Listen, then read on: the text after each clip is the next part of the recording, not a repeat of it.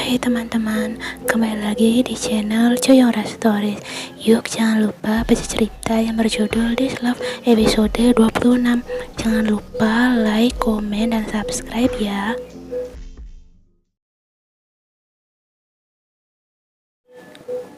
Ponsel Yen pun berbunyi. Wanita itu melihat siapa yang menelpon. Ternyata nama Ren tertera pada panggilan masuk itu. Yen sangat ingin menjawabnya. Namun saat ini ia sedang melayani pembeli sehingga tidak bisa mengangkat telepon dari Ren. Ren menghela nafas panjang dan meletakkan ponselnya di meja. Lelaki itu pun beranjak dari duduknya. Dengan langkah malas ia memasuki kamar mandi. Mungkin ibunya sedang sibuk bekerja, itu sebabnya Yen tidak menjawab panggilannya. Yen melihat jam dan angka sudah menunjukkan hampir pukul 9 malam. Saatnya bersiap-siap tutup toko. Namun sebelum itu ia mencoba untuk menelpon balik Ren. Semoga kali ini putranya itu menjawab. Halo, suara yang sangat dirindukan Yen pun akhirnya terdengar di seberang telepon. Ren, maaf tadi Oma sedang melayani pembeli, jadi tidak bisa menjawab panggilanmu, ucap Yen pelan. Kencana Oma, apa yang ingin Oma bicarakan? Tanya Ren. Oma lagi bicara langsung padamu Ren. Oma sangat merindukanmu. Besok kan hari libur, kamu datang ke rumah Oma nih. Nih, baik Oma, besok aku akan ke sana. Sekarang aku sedang membuat tugas matematika. Yen tersenyum tipis. Baiklah, lanjutkan tugasmu nih. Selamat malam sayangku. Selamat malam Oma, guman Ren dan langsung memutuskan sambungan teleponnya. Jisoo melihat sebuah mobil mewah terparkir tak jauh dari minimarketnya. Matanya sedikit menyipit melihat sosok pria tinggi yang sedang berdiri di samping mobil itu. Itu seperti Tuan Taeyong, gumannya lalu memanggil Yen. Yen, ada yang menunggumu tuh, seru Jisoo, membuat Yen yang sedang membersihkan meja kasir langsung menoleh dan melihat Taeyong sedang menunggunya di luar. Sepertinya dia menyukaimu Yen, apalagi sekarang dia sedang sendiri kan, setelah bercerai dari istrinya yang selingkuh itu. Fik, dia sedang mengincarmu, ucap Jisoo panjang lebar. Yen hanya tersenyum tipis sembari geleng-geleng kepala mendengar ucapan Jisoo. Apa yang terjadi? Kata temannya ini sudah tahu kalau sebenarnya Taeyong adalah suaminya. Yen yakin Jisoo akan pingsan seketika karena kaget. Yen dan Jisoo menghampiri Taeyong yang sudah menunggu di depan minimarket mereka. Anda menjemput saya kan Tuan? Tanya Jisoo tersenyum. Taeyong langsung tertawa kecil. Kau mau kuantar Nona? Akan kuantar kau ke rumah Sehun, jawab pria itu dengan nada sindiran karena Sehun tidak pernah menjemput Jisoo. Jisoo malah nafas panjang. Lain kali suruh adikmu itu untuk menjemputmu juga Tuan, gumannya. Sehun sekarang makin sibuk, jadi kuharap maklumi, ucap Taeyong tersenyum pada Jisoo, lalu menoleh ke arah Yen yang hanya diam dan memasang wajah datar. Taeyong merasa ada yang aneh dari wanita itu. Wajah, kita pulang, ucapnya. Yen langsung menarik tangan Jisoo untuk ikut masuk ke mobil Taeyong, membuat pria itu kebingungan. Kata Jisoo juga, kasihan dia jalan sendirian, ucap Yen datar. Jisoo langsung mengangguk mantap dan menoleh ke arah Taeyong. Setuju, serunya sudah duduk di kursi belakang. Taeyong pun mengangguk dan menuruti ucapan Yen untuk mengantar Jisoo sampai di rumahnya.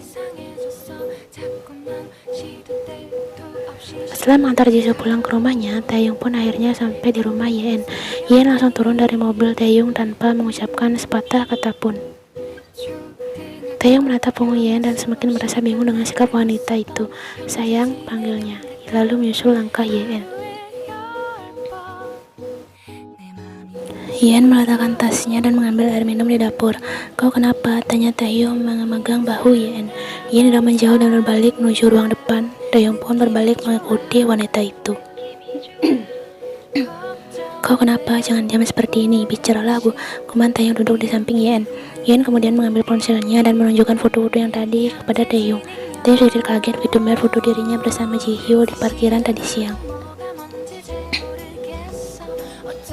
Pria itu kemudian tersenyum tipis lalu mengacak rambut Yen. Wanita itu namanya Jihyo, sepupu Jongkook. Dia menitipkan beberapa vitamin untuk Jongkook, ucapnya. Benarkah? Ketus Yen masih memasang wajah datar dan melihat ke arah lain. Taeyong menghela nafas panjang. Kau tidak percaya? Baiklah, aku akan telepon Jongkook sekarang agar kau percaya, ucapnya kemudian benar-benar menghubungi sahabatnya itu. Lama sekali diangkat oleh pria itu. Apa aku sedang lembur ini? Seru Jongkok dari seberang sana. Karena Taeyong sudah menyetel pengeras suara di panggilannya, ia pun tersentak kaget dan sontak menjauhkan ponsel itu dari telinganya. Maafkan saya telah mengganggu lembur Anda, Tuan John, tapi bolehkah saya meminta bantuanmu sebentar saja? Ucap Taeyong berusaha berkata semanis mungkin pada pria itu di depan Yen. Padahal sebenarnya ia sangat ingin berteriak pada Jongkok karena berani-beraninya pria itu tadi membentaknya. Apa, tumben ada suaramu lembut padaku? Wah, pasti ada sesuatu yang tidak beres nih. Taeyong menghela nafas panjang emosinya. Sekarang aku sedang bersama Yen. Ada seorang yang mengambil fotoku bersama Jisoo saat di parkiran tadi dan berkenan pada Yen. Sekarang dia marah padaku. Bisa kau jelaskan pada Yen semuanya? Oh Jisoo, itu memang sepupuku dari pihak ibu Yen. Kau santai saja. Taeyong sudah menjadi pria yang baik dan setia sekarang. Taeyong tersenyum pada Yen mendengar penjelasan Jongkok. Meskipun ia masih pelit, tambah teh Jongkok di akhir membuat senyuman Taeyong memudar dan menatap ponselnya.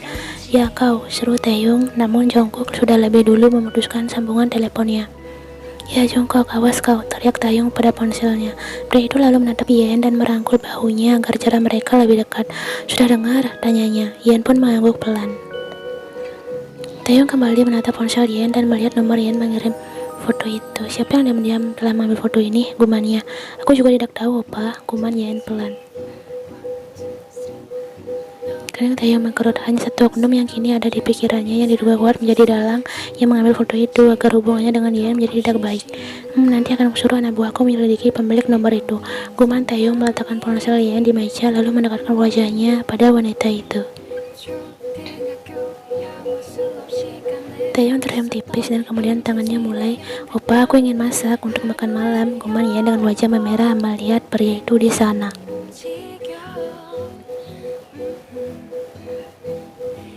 Namun tiba-tiba mata Yen terbuka dan langsung mendorong dada Taeyong.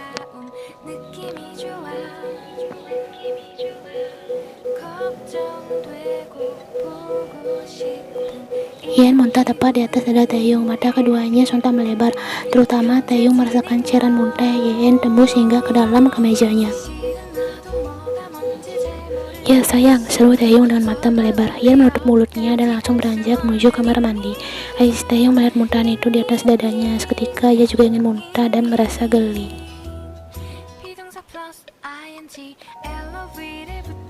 Taeyong menghampiri Yen yang masih mual-mual di kamar mandi. Ia mengelus-ngelus punggung wanita itu lembut. Sepertinya kau benar-benar hamil. Guman Taeyong. Hamil? Tanya Yen menatap pria itu. Taeyong mengangguk pelan. Besok kita ke rumah sakit untuk memeriksanya. Belum tentu, Opa. Bisa saja aku hanya sedang masuk angin, jawab Yen sembari menyeka bibir merahnya. Ia baru sadar jika pria di depannya itu sedang tidak memakai. Maaf Opa, aku benar-benar tidak sengaja membuat bajumu kotor. Aku akan membersihkannya nanti, Guman Yen pelan. Kuencana, kau punya beberapa baju kaos polos kan? Tanya Taeyong. Taeyong menatap badannya yang depan cermin. Saat memakai baju milik Yen benar-benar sempit dan ketat, membuat dodot-dodotnya tampak keluar. Yen yang melihat itu langsung tertawa. Seorang pria bertubuh six-pack memakai baju wanita yang ketat. Aku malah terlihat seperti Guman Taeyong lalu melepas kembali bajunya. Ya Opa, kenapa dilepas? Itu sangat cocok untukmu. Kamu semakin terlihat tampan, ucap Yen berusaha menahan tawanya. Taeyong hanya memasang wajah kecut dan langsung mengampaskan tubuhnya di tempat tidur Yen. Biarlah, bukankah lebih nyaman tidur tanpa memakai baju? Ayo kesini, ucapnya sembari menepuk-nepuk kasur di sampingnya.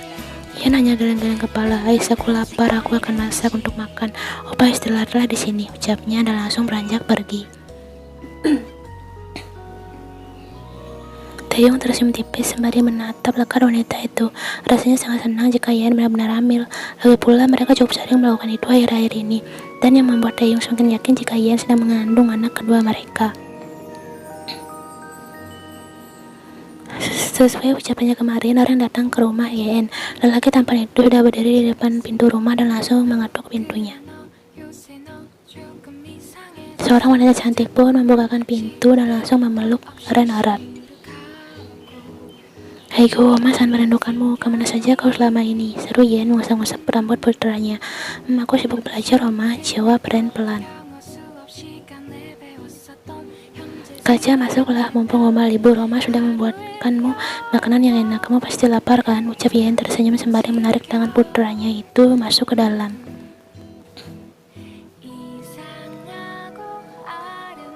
Ren duduk di meja makan dan melihat banyak makanan di hadapannya. Aromanya pun sangat enak. Kenapa bengong? Ayo makan, ucap Yen sudah mengambilkan makanannya dan duduk di samping Ren. Ren mengangguk dan langsung memasukkan satu suapan besar ke dalam mulutnya. Bagaimana, enak? Tanya Yen dengan mata berbinar. Bisa melihat lelaki itu menikmati masakannya lagi. Ren mengangguk mantap dengan mulut yang penuh dengan makanan.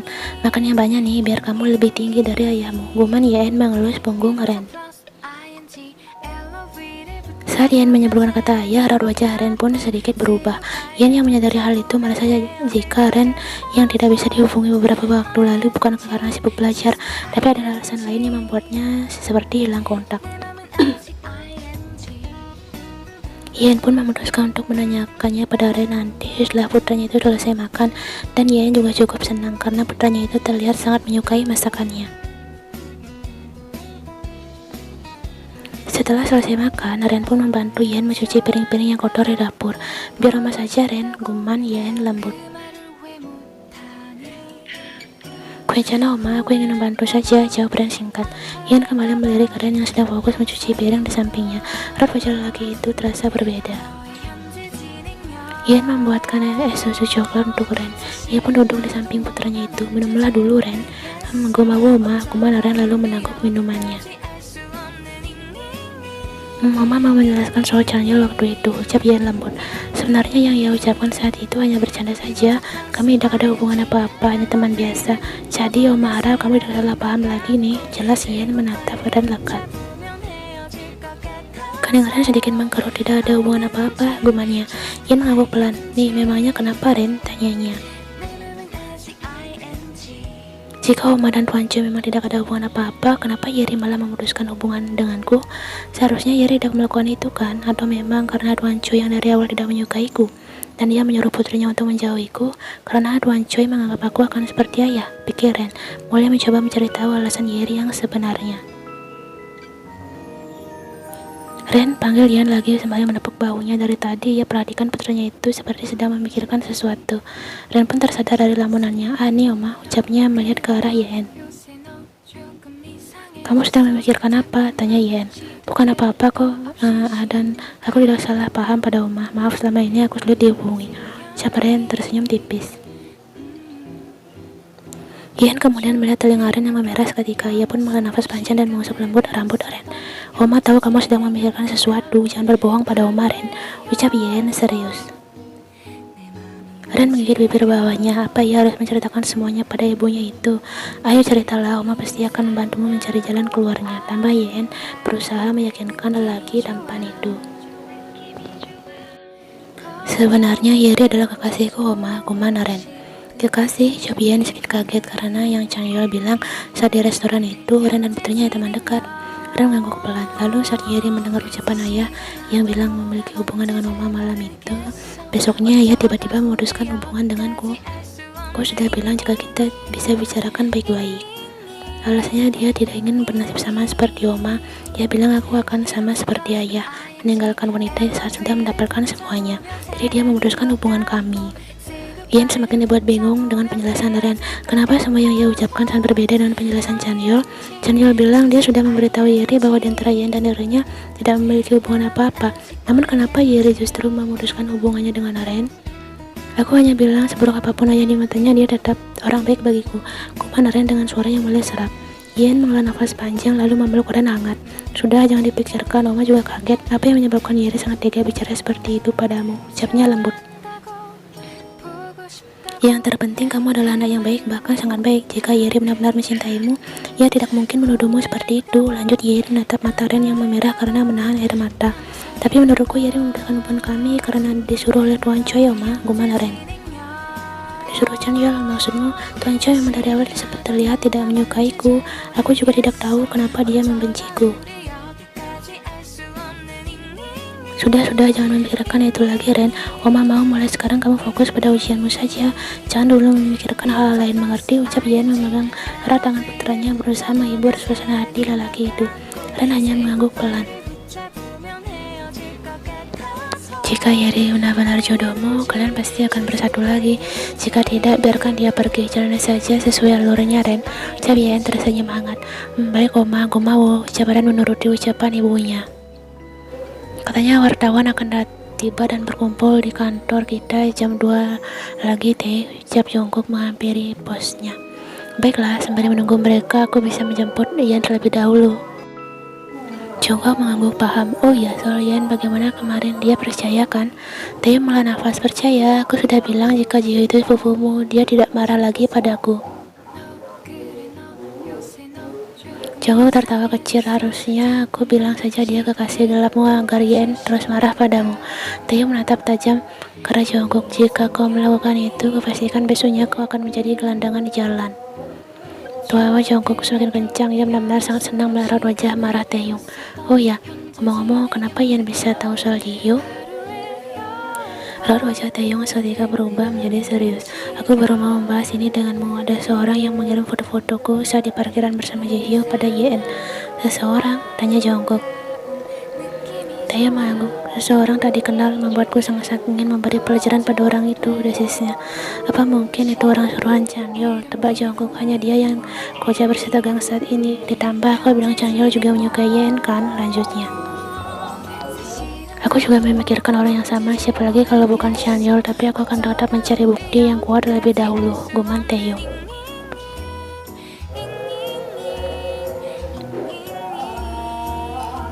Taeyong datang ke rumah Yen. Ia tahu jika wanita itu hari ini sedang libur bekerja. Karena Yen sudah dipastikan ada di rumah, Taeyong pun langsung membuka pintu tanpa mengetuk terlebih dahulu. Begitu ia membuka pintu, mata Taeyong langsung melebar tak berkedip melihat Ren sedang mengepel lantai dan Yen sedang membersihkan jendela. Ayah, ucap Ren sontak membuat Yen langsung menoleh. Ren, kau tidak ke sekolah? Seru Taeyong. Ren menghela nafas panjang. Sekarang kan tanggal merah, ucap santai. Lagi pula ya ada apa datang ke sini? Bukannya seharusnya ia bekerja di kantor. Taeyong tersenyum tipis lalu melipat tangannya di dada. Ayah akan mengumumkan kalau ibumu adalah istri pertama ayah yang selama ini tidak diketahui oleh publik. Mata Ren membelah sempurna. Kebetulan kau juga ada di sini. Sekalian aku akan memperkenalkanmu sebagai calon pewaris semua asetmu nanti, tambah Taeyong. Ren semakin dibuat melongo saking terkejutnya dengan ucapan ayahnya itu.